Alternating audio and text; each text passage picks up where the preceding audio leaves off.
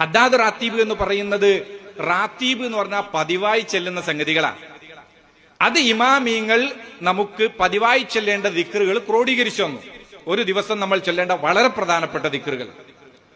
അത് ക്രോഡീകരിക്കുന്നത് എന്തിനാണ്? നമ്മളെപ്പോലുള്ള സാധുക്കളായ ഒരുപാട് മുഅ്മിനീങ്ങളുണ്ട്. അവർക്ക് ഓരോന്നും ഹദീസിൽ നോക്കി കണ്ടുപിടിച്ച് ചൊല്ലാൻ അവർക്ക് സാധിച്ചു കൊള്ളണമെന്നില്ല.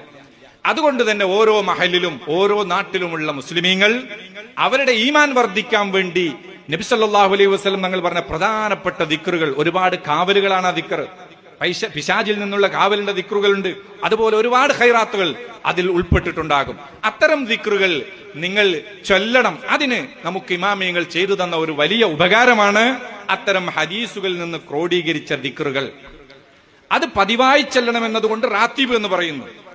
അത് അബ്ദുല്ലാഹിൽ ഹദ്ദാദ് റളിയല്ലാഹു അൻഹു ക്രോഡീകരിച്ചതായതുകൊണ്ട് ഹദ്ദാദ് റാത്തീബ് എന്ന് പറയുന്നു.